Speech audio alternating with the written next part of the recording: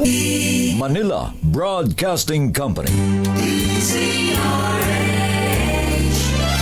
DZRH, member, kapisanan ng mga broadcaster ng Pilipinas. Oras, Monsenyor Manny Ballesteros, alas 4:15. Uy! Nakapag-break ka na ba? Nakapag-relax ka na ba? Saan ka man nagtatrabaho, mapa-opisina man o work from home o mula mismo sa pwesto, sasabayan namin ang break time mo. Sasabayan namin ng mga balita at komentaryo, mga panayam ng mga taong viral ngayon. DZRH Break Time! RH Break Time!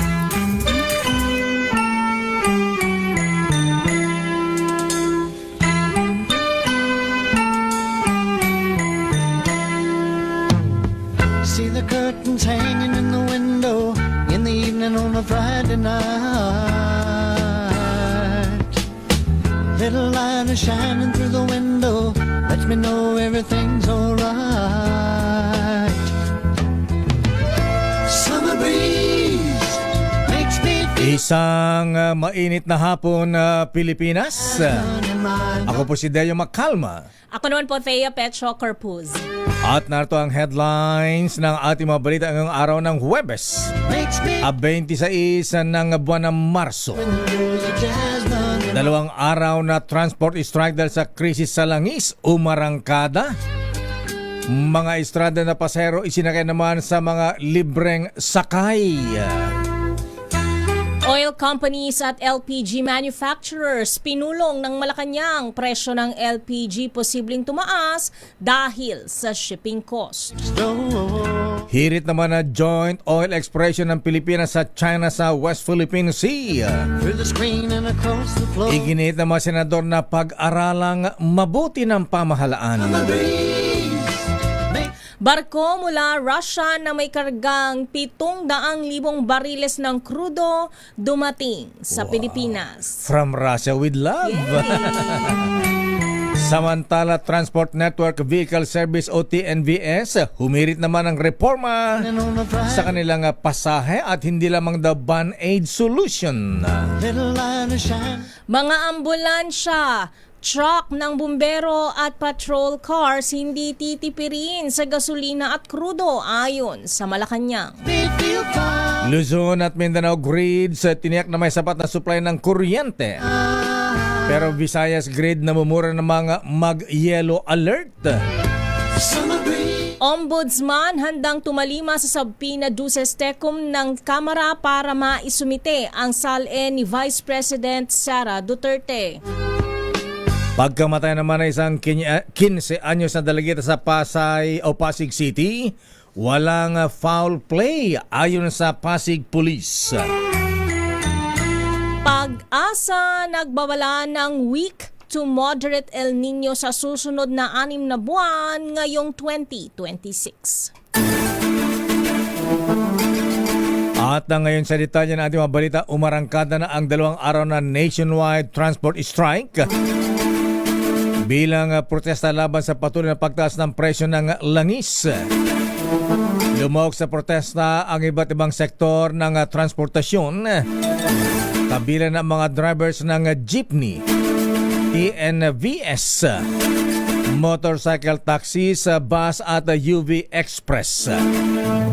Ilan sa panawagan naman nagprotesta ay ang pagtanggal sa value-added tax at excise tax sa petroleum products.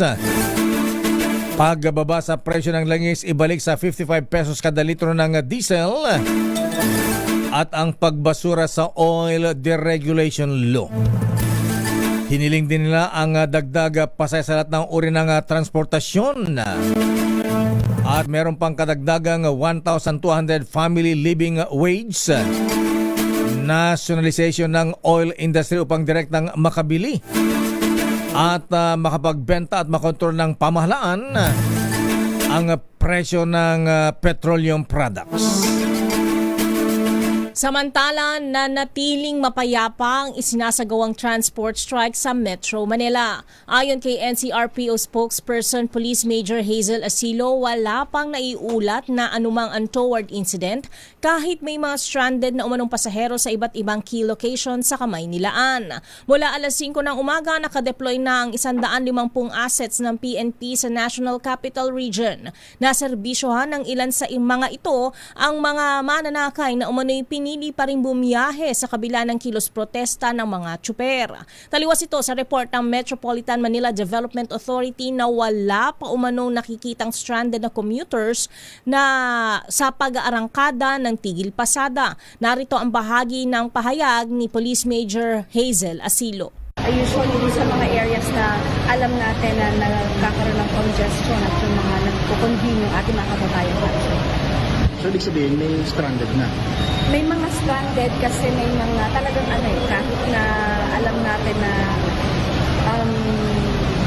rally, meron pa rin talagang mga lumalabas kahit hindi naman ganun ka-importante yung kanilang kalakad. So, nagko-contribute sila dun sa bulto ng mga kababayan natin na pumapasok sa kanilang mga schools at sa mga kalakad. Naghandog naman ng libreng sakay ang pamahalaan sa mga ruta sa Metro Manila na apektado ng Tigil Pasada at ito'y pagpapatuloy hanggang bukas sa March 27. Ito'y upang alalayan ang pasaherong maapektuhan ng ikinasang 2-day nationwide transport strike. Ayon sa DOTR, naghanda sila ng mga bus. Katuwang ang Office of the President, Department of Energy, Philippine Coast Guard at Philippine National Police. Ito'y mula alas 7 ng umaga hanggang alas 8 ng gabi para alalayan ang mga pasaherong may stranded. Kabilang sa marutang saklaw ng libreng sakay ay ang Philcoa to Cubao, Welcome Rotonda to Cubao, Loton to Welcome Rotonda, Loton to PITX, Nagatahan to Cubao at Commonwealth to Fairview, Quezon City. Samantala, inilunsad ngayong araw ng Kamara ang biyaheng damayan o libreng sakay sa mga pasahero mula San Jose del Monte, Bulacan hanggang Quezon City, Rotonda at vice versa. Ang proyekto ay joint effort ni House Speaker Faustino D. III at House Majority Leader Sandro Marcos ng Ilocos Norte. Ayon kay Marcos, habang tumataas ang presyo ng langis at pamasahe dahil sa mga pangyayaring wala sa ating kontrol, tungkulin ng gobyerno na tiyakin na may agarang tulong para sa ating mga kababayan. Sakop ng libreng sakay ang ruta ng San Jose del Monte, Bulacan hanggang Quezon City, Rotonda at vice versa mula alas 5:30 hanggang alas 8 ng umaga at alas 4 ng hapon hanggang alas 7 ng gabi. 4 na bus ng Kamara ang bibiyahe mula sa koordinasyon ni House Secretary General Cheloy Garafil sa Land Transportation Franchising and Regulatory Board o LTFRB. Kanselado na ang face-to-face classes ng ilang universidad bunsod na kinasang Tigil Pasada ngayong araw dahil sa krisis sa langis. Kabilang dito ang mamalalaking eskwelahan tulad ng University of the Philippines sa Diliman at Manila, Polytechnic University of the Philippines sa PUP, University of Santo Tomas, UP Integrated School, Tarlac State University, Adamson University at Central Escolar University. Samantala, modular o online learning naman muna ang setup sa mga paaralan sa probinsya sa Laguna at maging sa Albay. Tatagal naman ang transport strike na ikinasa ng mga drivers hanggang bukas bilang panawagan na rin sa pamahalaan na ibaba ang presyo ng produktong petrolyo. Samantala, tiniyak ng Department of Trade and Industry na wala pang pagtaas sa presyo ng mga pangunahing bilihin sa mga grocery at supermarket. Sa kabila ito ng 3 linggo mega oil price hike dulot ng bakbakan sa Middle East. Sa panayam ng DZRH News, sinabi ni DTI Secretary Cristina Roque na patuloy silang nakamonitor sa presyuhan ng basic necessities and prime commodities. Alinsunod ito sa direktiba ni Pangulong Bongbong Marcos noong magdeklara siya na ng national emergency. Binigyan diin ni Roque na sapat pa ang supply ng pagkain sa mga pamilihan kaya hindi dapat mag-panic buying ang publiko. Narito ang bahagi ng pahayag ni Roque. Wala po tayong problema sa supply. Marami po tayong, may mga inventory po sila. In fact, even the DA has also issued a statement na meron talagang supply. Ang magiging issue lang dito will be yung presyo because of all of this, yung pag-increase nga ng gasolina, ng oil, no, ng energy. So, dun po tayo but there's no need to panic, no need to hoard, and no need to profit here kasi meron po tayong supply ng pagkain. Pinulong na ng Malacanang kasama ang mga taga-Department of Energy ang mga oil companies at LPG manufacturers tungkol sa supply at pagtaas ng presyo ng crudo maging ang LPG. Sa panayam ng damdaming bayan, sinabi ni dating Congressman Arnel T. ng LPGMA Party List at Presidente ng Regasco, noong pang nakalipas na 3 linggo ang pag-usap nila kay Executive Secretary Ralph Recto at Energy Secretary Sharon Garin. Ayon kay T, meron pang supply ng LPG ng 30 hanggang 40 days. Pero posible magtaas pa rin ang presyo dahil sa mataas na shipping cost mula sa crisis sa Middle East. Kaya naman pinaayos sa kanilang mga manufacturers at suppliers ng LPG ang procurement upang matiyak na hindi sinasamantala ng mga kumpanya ang krisis ngayon. Narito si dating Congressman Arnel T. ng LPGMA.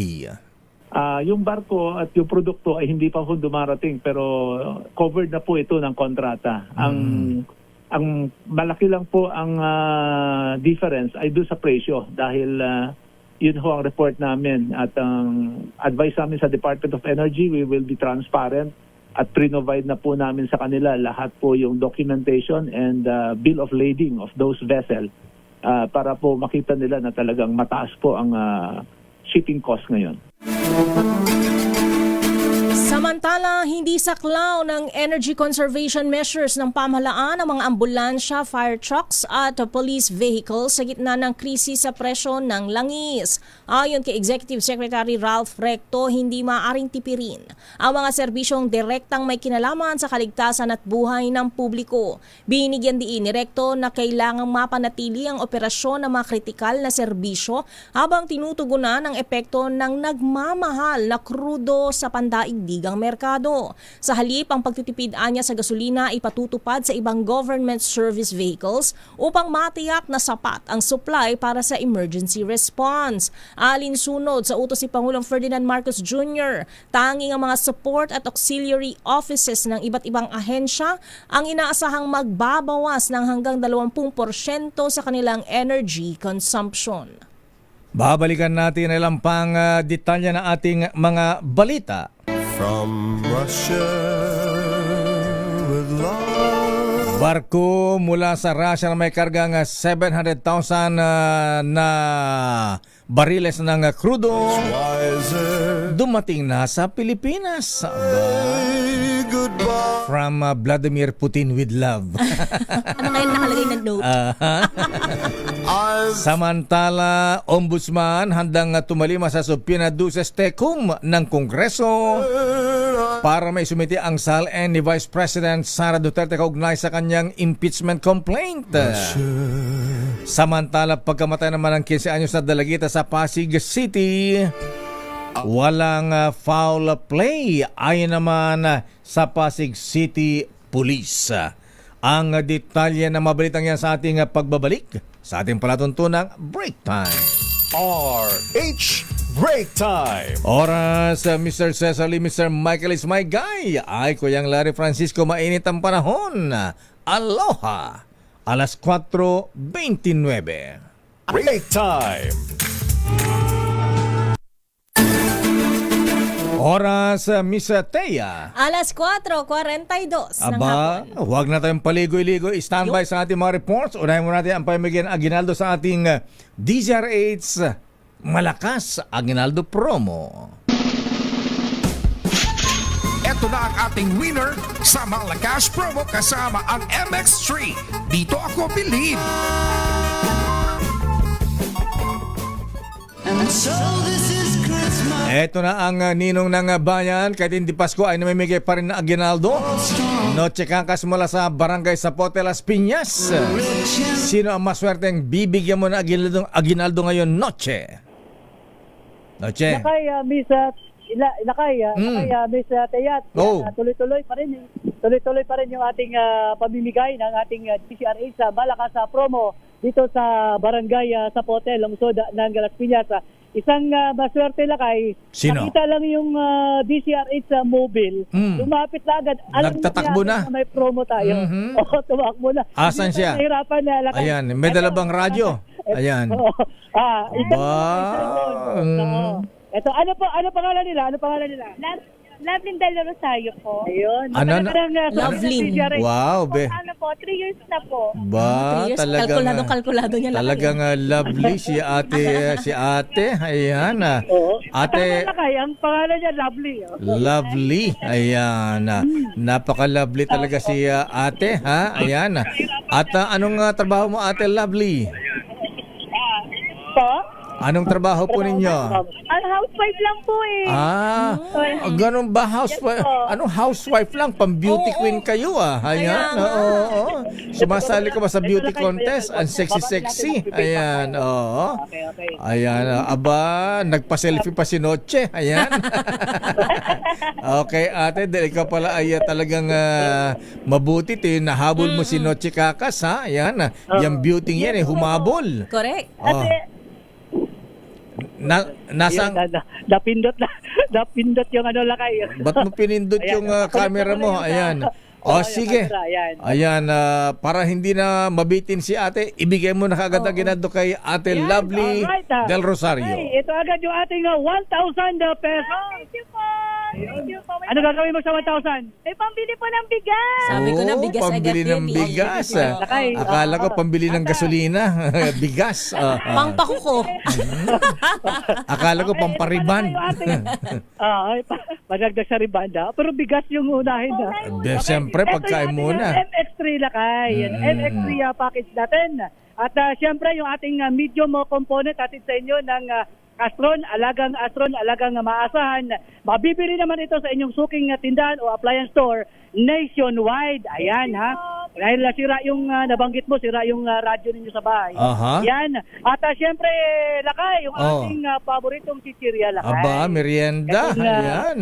Chichirya, pang merienda. Sa Regal Foods. Ng Royal Corporation, kaya Kuya Richard. Ayan, kay Ninong Richard C. Ayan. Ayan, ha? Bigyan mo ng t-shirt. Yung ating DCRH t-shirt na lakay. Yan. Suot mo yan, ha? Suot mo yan. Thank you po ng marami. At siyempre, sagad na Yes. Para hindi masira ang kutis ni ate. Ayan, bigyan mo ng payong. Para hindi masira yung beauty. Ganda ni ate, kuya. Ay, lakay, ha? Ayan, yung ating DCRH payo. Ano masasabi mo sa DCRH? Marami po sa salamat sa DCRH po. Ayan, wala po nga ano man na ate, ilan na ang lalaking pinaiyak mo? Mukhang marami to.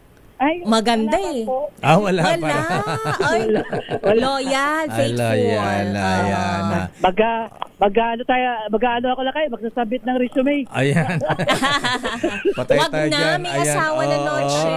Loyal Okay, and ate. faithful. Ayan, ate Lovely. Ingat po kayo. Maraming salamat at congratulations.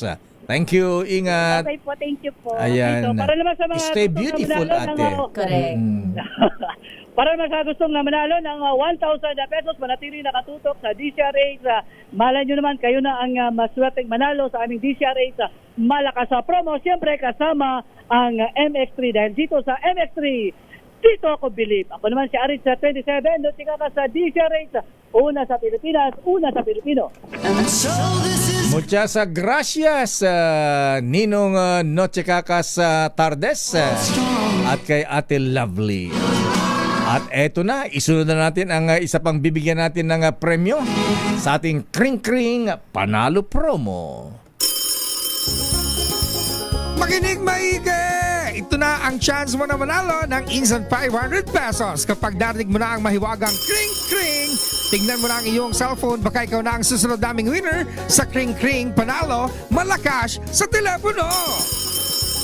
Paano sumali? Bisitahin ang Facebook page ng DZRH, fill up pa ng Google Sheet na nakapin sa DZRH FB page at hintayin ang aming tawag sa telepono. Kring-kring na! Sige, Miss Thea, sino ang maswerteng natawagan ni Kring Kring? Paiiyakin na naman natin to pero sa Galaklakay. Taga Santa Rosa, Laguna, Lizette Ann Meneses. Magandang hapon, Ate Lizette. Magandang hapon po. Ayan, very energetic ang energized Ate si Lizette. ate. Itanong mo na ang mahirap na tanong, Miss Thea. Anong himpilan ng radyo ang nakauna-unahan sa Pilipinas na number 1 sa Metro and Mega Manila at number 1 din sa puso ni Lizette Meneses? DZRA! Ang galing-galing talaga ni ate. Isa kang henyo, Ate Lizette Ann Meneses ng Santa Rosa, Laguna. Dahil tumpak ang iyong sagot, kayo po ay bibigyan ng premyo. Congratulations sa Ate Lizette Meneses. At balikan natin, maibigan, ang ating mga reports at ilang pang mga balita. Sandali lamang, Miss Let mula sa Malacanang. From Russia with love, I fly to you. Talagang from Russia with love. Since Mula ba ito kay President Vladimir Putin? Dumating na po mahabigan na isang barko mula sa Russia na may lula na 700,000 barrels ng crudo. Ayon sa report, ayan, dumating na sa pantalan sa Limay, Bataan ang Sierra Leone flag vessel na Sara Sky. At ang dumating na high quality crude ay mula sa Espo pipeline ng Russia.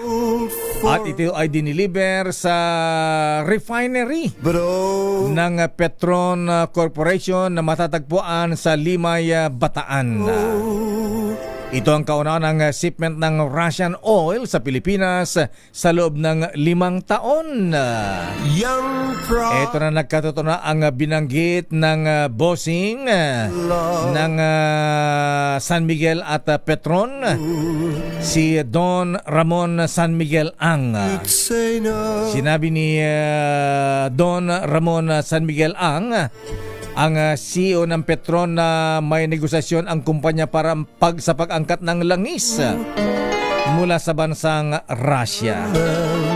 At eto na nga po, mabigan, dumating na ang high quality crude oil mula sa Russia, dumating sa refinery ng Petron sa Limay, Bataan. From Russia with love, sana tuloy-tuloy na yan, bossing Don Ramon. At sana po ay bumaba po ang presyo, bossing. Oo nga, Lakay. Ang bigat-bigat na. Sabi ng gasoline boy kahapon na pinagpakargahan ko nagpa-full tank ako kasi may natira pang isang guhit Ayan, bago mag-full tank Ayun, full tank ko 1,000 plus pa rin Ayan. Tataas daw ng 15 pesos pa next week, Martes. At baka daw po umabot ng 150 pesos kada litro ng crudo. Patay tayo. Mananahimik na lang kami sa mga bahay-bahay lang. Eto na, pero ito na maganda balita mula sa Malacanang. Anong report nila at Narciso, Miss Thea? Tatapyasin sa excise tax sa langis, pinag-aaralan pa kung magkano. Ayon sa Malacanang. Idetalye mong balita, RH14 Leth Narciso, Miss Leth. Kaya Lakay, under review pa daw kung magkano ang ibabawas o kung lubos ang sususpindin ng excise tax sa langis. Yan ang sagot ng Malacanang nang matanong kung nakwesta na kung magkano ang ibababa sa excise tax ng produktong petrolyo. Ayon kay Palace Press Officer Pierre Castro, sinabi ni Department of Energy Secretary Sharon Garin na pinag-aaralan pa ito dahil pa iba-iba ang presyo ng langis. Kagabi ay napirmahan na ni Pangulong Bongbong Marcos ang batas na nagbibigay ng kapangyarihang suspindihin o bawasan ng excise tax Bagamat pagkatapos pa ng 15 araw ito magkakabisa.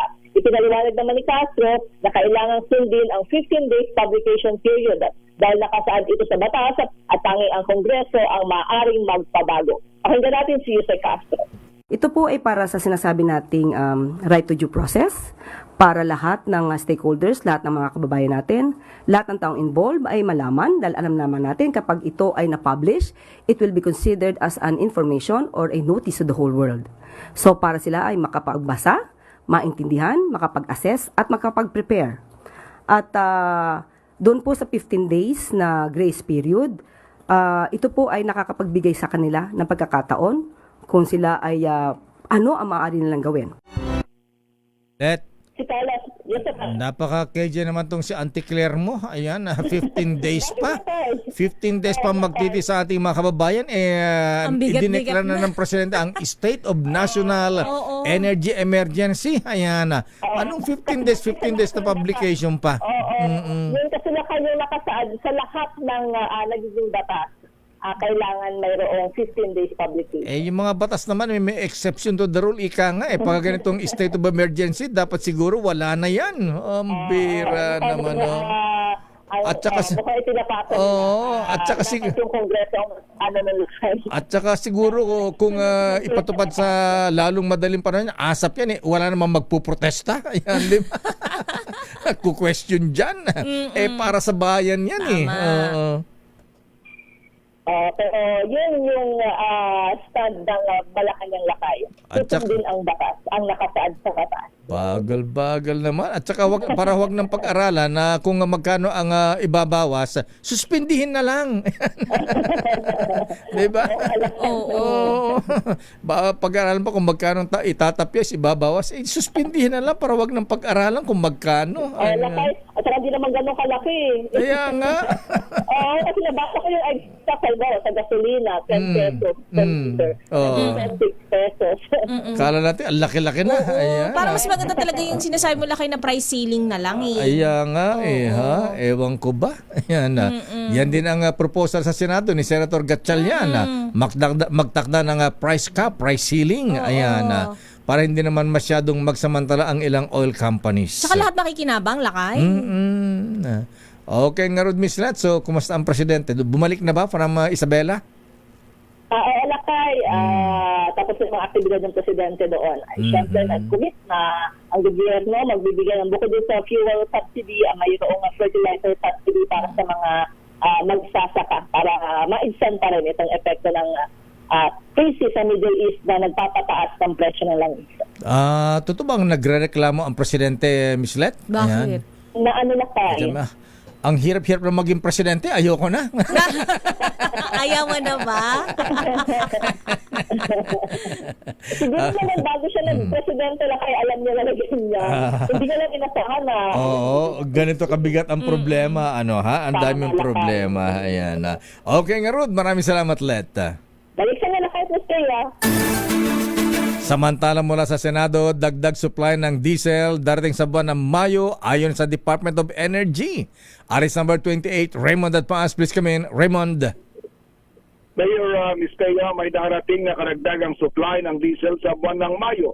Ito ang kinumpirma ni Director Rino Abad ng Oil Industry Management Bureau ng Department of Energy sa hearing ng Ad Hoc Committee on Proactive Response and Oversight for Timely and Effective Crisis Strategy o PROTECT. Ayon kay Abad, may dagdag na supply ng diesel sa Mayo na tatagal ng 23 araw na kinontrata ng mga private oil companies at hindi ng gobyerno. Umasisti lang umano ang DOE sa pagbili, ngunit ang bola ay nasa kamay pa rin ng mga pribadong kumpanya.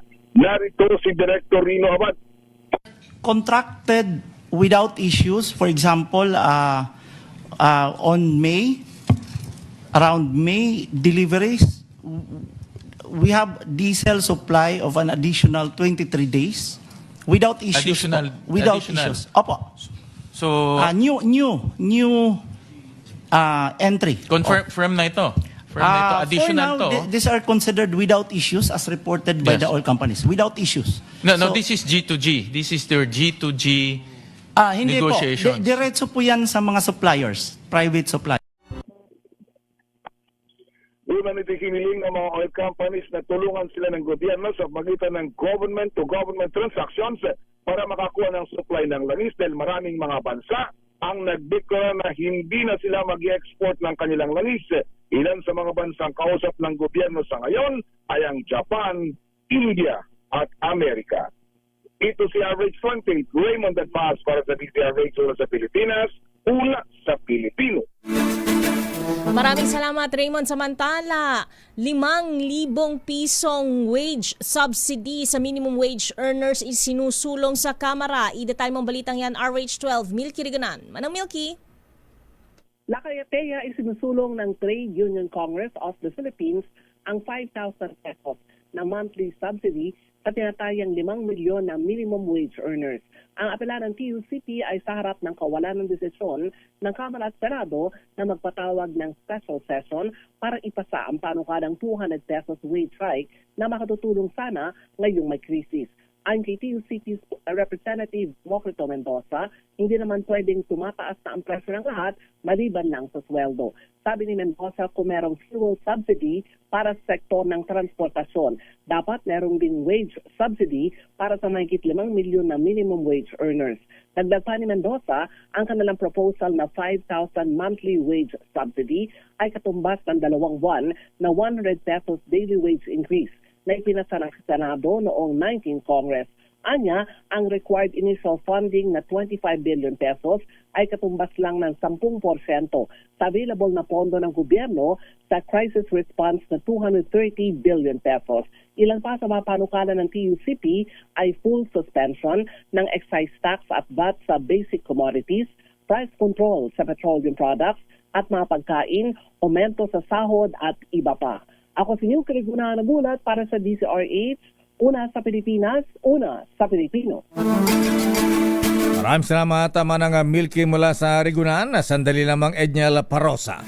Aba, i-congratulate lang natin si Kuyang Attorney Joel Tubera ng NBI. Aba, siya pala ay tatalaga bilang Regional Director sa Region 3 ba? Congratulations sa Attorney Roel Tubera.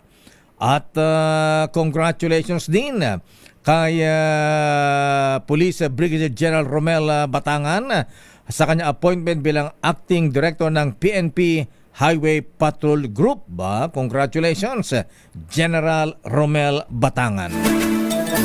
Samantala, mga OFWs na naipit sa giyera sa ibang bansa, obligasyong proteksyonan ng international order. Ayon naman kay Defense Secretary Gibo Chodoro. Edniel Parosa, please come in. Edniel. Lakay obligasyon ng makakapangyarihang mga bansa, lalo na sa Europa at Amerika, na pangalagaan ang kaligtasan at kapakanan ng mga Pilipinong manggagawang may ipit sa listahan ng ibang bayan habang nagsaserbisyo sa kanilang mga bakuran. Yan ang matapang na pahayag ni Defense Secretary Gibo Chodoro sa harap ng world leaders sa kasagsagan ng Paris Defense Strategy Forum ngayon sa Pransya. Katalumpati sa harap ng mga pinuno na ibang bansa. Tinanong ni Chodoro ang international audience, anong mangyayari kapag napilitan ng lahat ng OFWs na umuwi sa Pilipinas dahil sa konflik o kaguluhan? Babala ng kalihim, magkakaroon ng disruption at pagkaparan sa serbisyo ng international shipping, mga hospital at care facilities. Ginawa ni Chodoro ang mapahamong statement sa gitna ng nagpapatuloy na tensyon sa Middle East kung saan isang Pilipina caregiver nang nasawi habang isang Pinoy seafarer naman ang patuloy na nawawala sa Strait of Hormuz. Paalala ng Philippine Defense Chief, isa sa bawat 3 healthcare professional na backbone ng US at Europe ay isang Pinoy at isa rin sa bawat 3 tripulanting nakatao sa mga barko sa mga trade route ay isa ring Pilipino. Pakinggan natin ang DND Secretary. Because of this vital service that collectively Filipinos and other Asians or other nationals of smaller countries provide to the international order, the international order has a special obligation to protect them. Narito, inamin ni Chodoro na walang kapabilidad ng Pilipinas na magpadala ng warship upang tumulong sa pagpapalaya ng Strait of Hormuz. Ngayon din, wala pa umunong Expeditionary Armed Force ang bansa upang pantayan ang seguridad ng sarili nitong lahi sa panig ng mundo. Nabatid sa Middle East pa lamang, 2.4 na milyon na ang OFW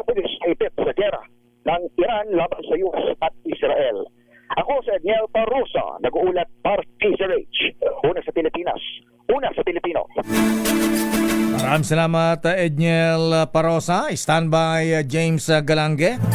Ipinapabutlan natin ang ating pakiramay at panawagan na rin sa mga kaibigan kakilala ni Ginoong Napoleon Nazareno. Nap Nazareno. Siya po ay sinunduran ni Lord at nakaburol ngayon ang kanyang labi sa Santuario de San Antonio, Paris sa may Forbes Park, Makati City mula pa noong March 25 hanggang March 27. Si Napa Nazareno, dati yata itong presidente ng PLDT. Our condolences sa pamilya ni Ginoong Napoleon Nazareno. Balita mula sa Middle East, Miss Teya. Iran muling pinabulaanan na may nagaganap na negosasyon sa pagitan nila ng Estados Unidos. Idetay mong balita, James Galange. Balita mula sa Iran. Muling iginit ang bansa na walang nangyayaring negosasyon sa pagitan nila ng Amerika at tinawag na fake news sa mga sinabi ni US President Donald Trump na may napagkasunduan ng peace plan. Kung saan nakasad daw sa naturang kasunduan na ihinto na ng Iran ang paggawa ng mga nuclear weapon, bagay na dati na nila itinanggi bago pa magsimula ang digmaan. Sa isang interview kasi, sinabi ni Trump na kasalukuyang umaarangkada na raw ang pag-uusap ng dalawang bansa kung saan kasalukuyang nagigibaganda raw di umanong resulta ng naturang negosasyon. In Iran, they have no Navy left. They have no Air Force left. They have no anti-aircraft equipment left, no radar left, no leaders left. The leaders are all gone. Nobody knows who to talk to. But we're actually talking to the right people and they want to make a deal so badly. You have no idea how badly they want to make a deal. Ito si James Galange ng DZRH TV, una sa Pilipinas, una sa Pilipino. Si Bully, ng blah-blah lang. At sa balitang sports, 3.1 million pesos na donation ibinigay ni EJ Obiena. Ha? Talaga? Atletang para sa atletang Ayala para sa cancer care. Palang ganyan na. Nili Borja, i-report mo yan. Nag-donate ng kabuuang 3.1 million pesos si EJ Obiena at Atletang Ayala mula sa nalikom sa World Pole Vault Challenge para sa Cancer Care Hope Fund ng Healthway Foundation Incorporated. Ang Atletang Ayala World Pole Vault Challenge ay nagsilbing milestone para sa Philippine Athletics matapos nitong pagsamahin ng mga top Filipino at international pole vaulters sa Ayala Triangle Gardens habang nakakuha rin ng malakas na suporta mula sa mga sponsors. Ayon kay Obiena, matagal na niyang pangarap na makapagdala ng world-class pole vault competition sa bansa at mas naging makabuluhan ito dahil nakatulong pa sa mga pasyenteng may cancer. Ipinapakitaan niya ng inisyatibang ito kung paano nagagamit ang sports hindi lang para sa kompetisyon kundi bilang plataforma upang makatulong at makagawa ng positibong epekto sa buhay ng iba. Itinatag noong 2025, ang Cancer Care Hope Fund ay sumusuporta sa mga pasyente mula sa diagnosis hanggang treatment at survivorship, habang pinapalakas din ang edukasyon at kakayahan ng healthcare system. Sa pamamagitan ng donasyon, inaasahang mailulunsad ng Healthway Foundation ang unang batch ng grants ng direktang makatutulong sa mga pasyenteng may cancer sa Pilipinas. At yun ang mga latest updates sa mundo ng sports. Ito si Mili Borja ng DZRH TV, una sa Pilipinas, una sa Pilipino. Bait-bait naman ni EJ Obiena. 3 million dinonate. Ayan, mabuhay ka EJ. Sa ating showbiz.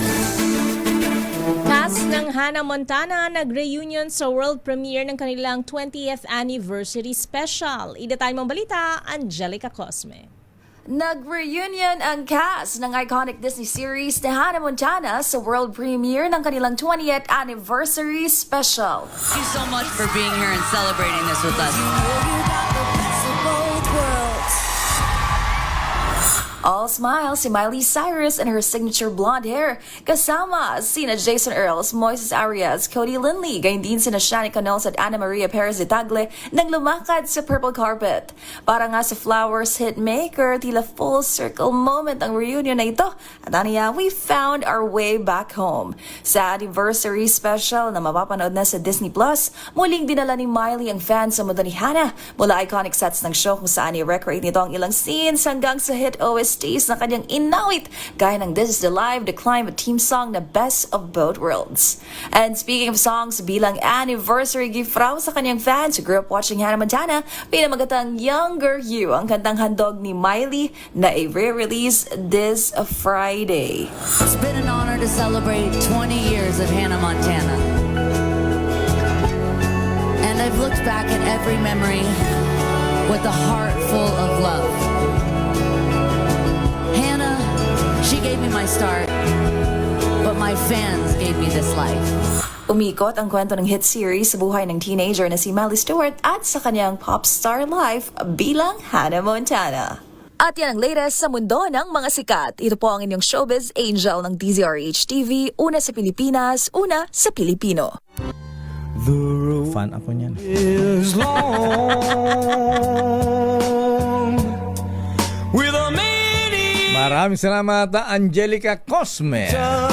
Uy, sabi na ating business correspondent, Ninong Michael is my guy. How much na lakay? Sumadsad na naman ang halaga ng piso. Ang palitan ng dollar ngayon na Miss Taya. How much? 60 pesos and 23 centavos per dollar. Wow. Tago mo yung dollar mo. Wala nang maitatago. Wala nang maire-release.